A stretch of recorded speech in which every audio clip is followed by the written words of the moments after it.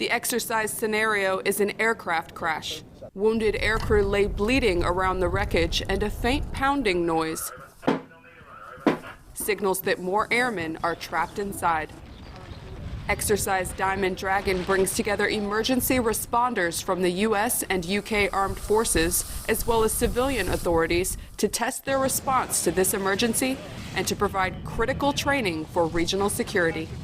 The reason why it's important that both the United States Air Force and the Royal Air Force or the British government work together is because we have the same environment. We use the same capabilities to a point. So therefore, if we do have an incident, it's vital that we both know each other inside out. And to do that, it means more exercises, more training together. Knowing how to work well together is crucial in a situation where every second counts.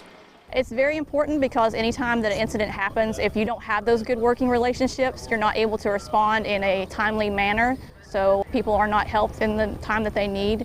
With so many different agencies, part of the test was synchronizing them all into one cohesive unit. All that mass of people have got to be controlled. And the way we do that is by face-to-face communications, because we know how each other works. We know we can come up and ask a favour, or we come up with a problem and we together find a solution.